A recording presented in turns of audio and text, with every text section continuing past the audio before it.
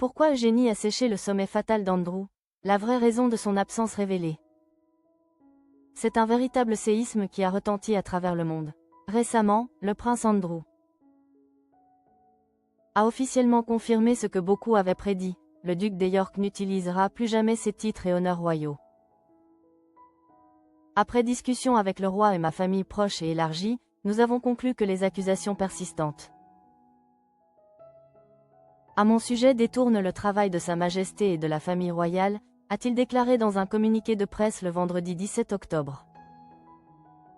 Un sacrifice tardif, mais nécessaire, visant à protéger la couronne des vagues incessantes du scandale Jeffrey Epstein.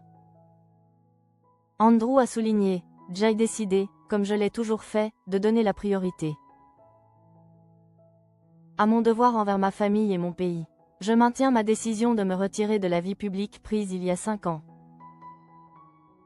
3 jours après cette annonce bouleversante, la famille s'est réunie à la Royal Lodge pour une rencontre que les médias ont rapidement qualifiée d'affaire très tendue. Ce fut le sommet familial où l'abandon des titres par Andrew a été entériné et où les conséquences sur ses proches ont été évaluées. La princesse Béatrice a été photographiée quittant le manoir, l'air visiblement stressé et accablé par la gravité de la situation. Mais l'élément le plus notable fut l'absence de sa sœur, la princesse Eugénie. Pourquoi la fille cadette du prince Andrew a-t-elle choisi de ne pas assister à cette réunion cruciale? Qui a scellé le destin de son père? Une source royale, s'adressant au Daily Mail, a révélé une partie de la cruelle vérité derrière les murs de Windsor. Le sommet de la Royal Lodge n'était pas une occasion joyeuse. Et la famille, autrefois une unité forte, est fracturée. L'absence d'Eugénie, bien que non officiellement expliquée, est le signe le plus clair que les événements ont créé des fissures profondes au sein du clan York. L'impact de cette disgrâce est immense.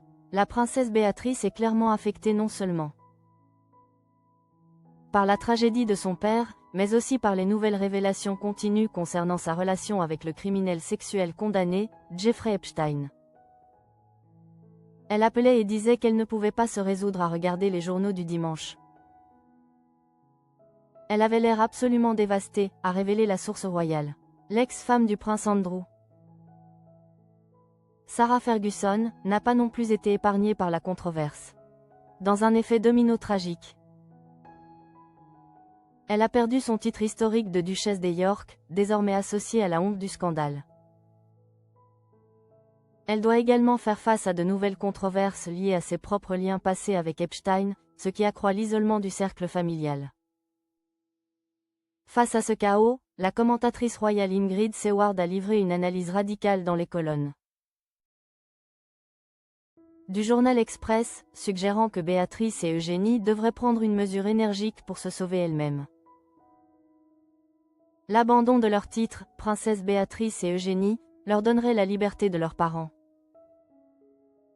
les empêcherait d'être ternis par la même brosse et serait un signe clair qu'elles veulent tracer leur propre chemin dans le monde,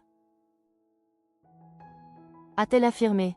Selon Seward, le renoncement aux titres royaux ne serait pas un signe de faiblesse, mais un acte courageux et d'indépendance. Je pense que les gens les respecteraient énormément pour cela, et je pense qu'en fin de compte, elles seraient plus heureuses. L'absence d'Eugénie au sommet de la Royal Lodge pourrait-elle être le signe avant-coureur d'une rupture encore plus radicale? D'une tentative désespérée de se désolidariser de la chute de leur père et de tracer enfin leur propre voie, loin de l'ombre de la honte? Le silence de la princesse, plus éloquent que n'importe quel communiqué, soulève l'hypothèse d'une douloureuse prise de distance familiale.